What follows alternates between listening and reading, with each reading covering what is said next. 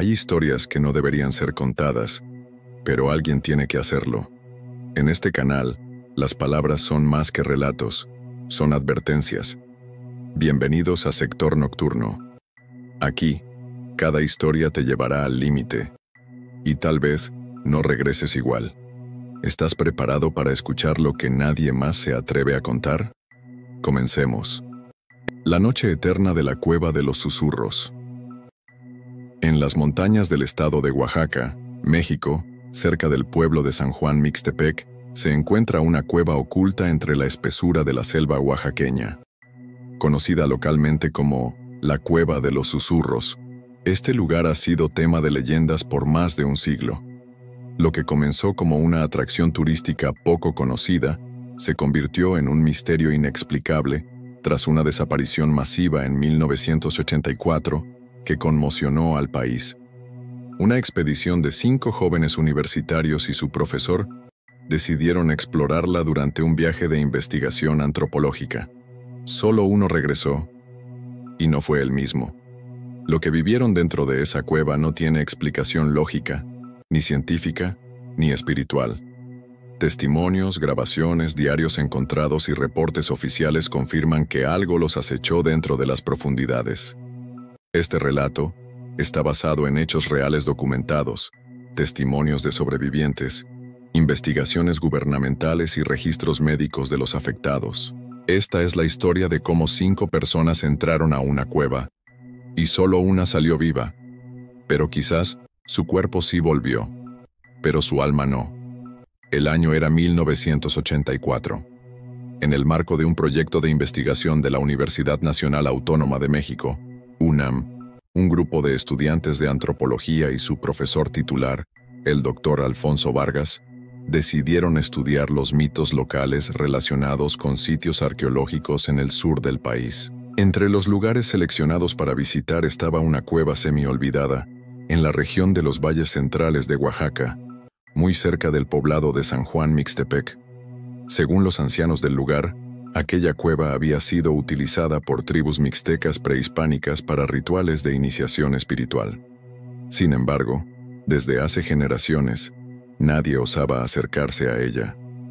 Es un lugar donde las voces hablan solas, decía doña Lucía Cruz, una mujer de 76 años, que recordaba haber visto a su tío perder la razón tras adentrarse allí siendo niño. A pesar de las advertencias, el equipo de investigación, compuesto por el profesor Alfonso y los alumnos Sandra Mendoza, Javier Morales, Luisa Rojas, David Ortega y Raúl Domínguez, partió rumbo a la cueva el 23 de septiembre de 1984. Llevaban consigo cámaras fotográficas, grabadoras, cuadernos de campo y equipos rudimentarios de iluminación. Estaban emocionados. Pensaban que sería una aventura académica inolvidable. Nunca imaginaron que sería su última noche juntos. La entrada de la cueva era pequeña, casi imperceptible entre la maleza, pero al internarse unos metros, se abría hacia un espacio mucho más amplio. Las paredes estaban cubiertas de pictogramas antiguos, algunos representando figuras humanas con formas deformadas. Otras mostraban círculos rodeados de líneas que parecían emanar luz. Los estudiantes comenzaron a tomar notas, mientras el profesor les indicaba qué debían registrar. Sandra llevaba la grabadora principal, y desde el primer momento notó algo extraño. Sonidos intermitentes, como susurros lejanos, aunque ninguno de ellos estaba hablando. ¿Alguien dijo algo?, preguntó David mirando alrededor. No, ¿por qué?, respondió Raúl. Pero todos escucharon lo mismo. Voces que murmuraban palabras en un idioma desconocido. Algunas veces en español antiguo, otras en náhuatl, y otras simplemente eran sonidos guturales, como si alguien estuviera respirando directamente en el micrófono. Decidieron seguir adelante, ignorando el escalofrío colectivo. Avanzaron por pasillos estrechos, bajando por pozos naturales y cruzando cámaras subterráneas. En una de ellas, encontraron un altar de piedra cubierto de polvo y huesos pequeños. Luisa lo señaló. Esto parece un sitio ceremonial, pero estos huesos no parecen animales. Javier, curioso, tomó uno y lo examinó. Era pequeño, con forma de falange humana. Podrían ser restos de animales similares a los nuestros, dijo el profesor tratando de calmar el ambiente. Pero nadie creyó realmente en eso. Cerca de las 20:00 horas, perdieron contacto con el mundo exterior. El radio que llevaban dejó de funcionar. Aunque intentaron salir, descubrieron que los caminos por los que habían venido ahora estaban bloqueados por rocas caídas o pasajes inexistentes. Algo había cambiado. «Esto no puede estar pasando», murmuró Sandra revisando sus mapas. «Alguien debe haber movido las rocas», sugirió Raúl. «O tal vez nunca estuvimos solos aquí», dijo Javier, mirando fijamente la cámara que sostenía. Esa noche, el miedo empezó a corromper sus mentes. Uno a uno comenzaron a tener visiones. Sandra aseguraba ver figuras encapuchadas observándola desde las sombras. Luisa juraba que alguien le susurraba al oído palabras en una lengua muerta. David se sentaba en silencio, dibujando símbolos en su cuaderno sin darse cuenta. Y Raúl comenzó a hablar consigo mismo. «Él me dice que debo quedarme, que soy su elegido». «¿Quién te dice eso?», le preguntó Alfonso. «El guardián, el que vive en la oscuridad. Él me llamó». El profesor intentó mantener la cordura del grupo, pero ya era tarde. El miedo se había apoderado de ellos. A la medianoche, Luisa desapareció. Un momento estaba junto al grupo, tomando agua, y al siguiente, solo quedaba su mochila tirada en el suelo. Nadie escuchó gritos ni pasos. Simplemente, no estaba. «¡Luisa!», gritó Sandra, dirigiéndose hacia el túnel más cercano. «No te alejes», le advirtió Alfonso, pero Sandra no hizo caso. Corrió tras la figura que creía ver al fondo del pasillo. Regresó minutos después, pálida, temblando. No hay nada, solo oscuridad». Y entonces escucharon el llanto, un llanto infantil, débil, lastimero. Venía de todas partes. Con el paso de las horas, el estado mental del grupo empeoró. Javier comenzó a comportarse erráticamente, lanzando objetos contra las paredes y diciendo que podía ver las caras detrás de la piedra. Raúl seguía hablando de El Guardián y afirmaba que le había dado poderes especiales. David se había quedado completamente callado, con los ojos vidriosos, como si estuviera viendo otra dimensión. Solo Alfonso y Sandra mantenían algo de lucidez. Decidieron hacer una grabación final para dejar constancia de lo ocurrido, por si lograban salir o alguien los encontraba. Grabación número 6, 24 de septiembre de 1984. Estamos atrapados. 3 de nosotros han desaparecido.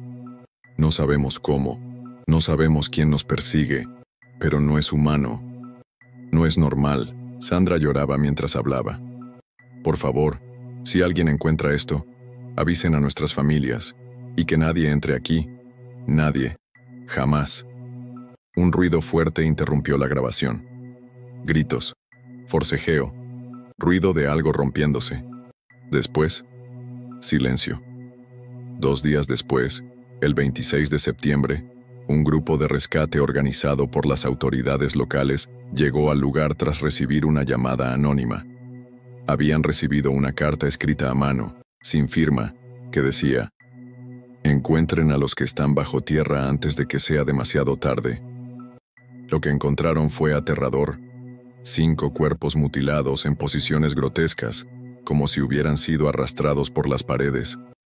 El profesor Alfonso apareció colgado de una estalactita, con los ojos arrancados.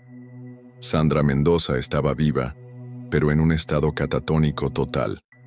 Tenía marcas en el cuello, heridas en los brazos, y sus uñas estaban rotas, como si hubiera intentado excavar algo. Cuando la llevaron al hospital, permaneció en coma inducido durante semanas.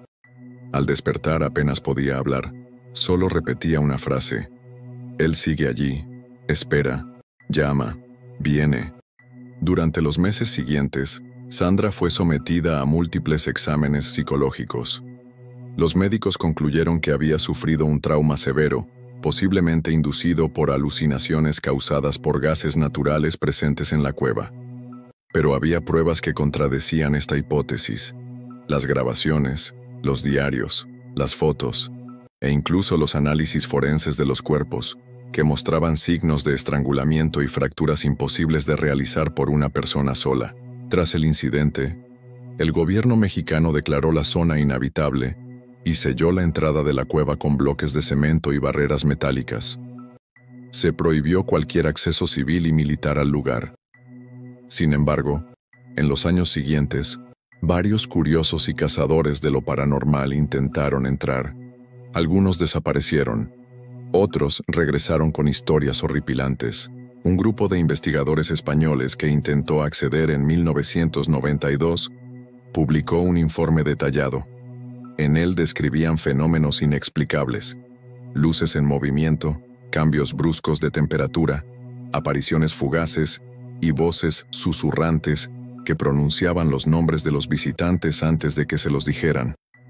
El líder del grupo, Carlos Delgado, escribió en su diario personal: "No sé qué hay allí dentro, pero no es un espíritu, no es un fantasma, es algo consciente, inteligente, que espera, y juega, y elige". El diario terminaba abruptamente. Carlos desapareció 2 días después de escribir esas palabras. Sandra Mendoza nunca recuperó completamente la salud mental. Tras el incidente, fue internada en una institución psiquiátrica en la Ciudad de México. Allí pasó más de 15 años. Durante ese tiempo, escribió docenas de cartas a su familia, siempre con el mismo mensaje: "Él me llama, me necesita, debo volver". En 2001, escapó del centro de tratamiento. Nunca fue encontrada. Se cree que regresó a Oaxaca y posiblemente a la cueva. Hasta el día de hoy, ningún otro ser humano ha regresado con vida de la Cueva de los Susurros. En 2015, un dron experimental del Instituto Nacional de Antropología e Historia, INAH, fue enviado a la zona para hacer un reconocimiento aéreo. Captó imágenes térmicas de la cueva que mostraban anomalías: zonas con temperaturas extremadamente frías en pleno verano, y una presencia irregular en el fondo de la caverna que no coincidía con ningún elemento geológico conocido. Cuando intentaron enviar una segunda misión, el dron desapareció del radar. Desde entonces, el gobierno mexicano ha mantenido la zona bajo vigilancia estricta. Nadie entra, nadie sale, pero cada cierto tiempo, algún campesino asegura escuchar susurros en la noche, provenientes del interior de la montaña, y algunos juran ver una figura femenina parada frente a la entrada sellada, mirando hacia adentro, como si esperara algo o a alguien. Gracias por acompañarnos en esta escalofriante aventura. Si te gustó el video, no olvides suscribirte al canal y darle me gusta para más historias de terror basadas en hechos reales. Nos vemos pronto con más relatos que te helarán la sangre. ¿Te atreves a seguirnos?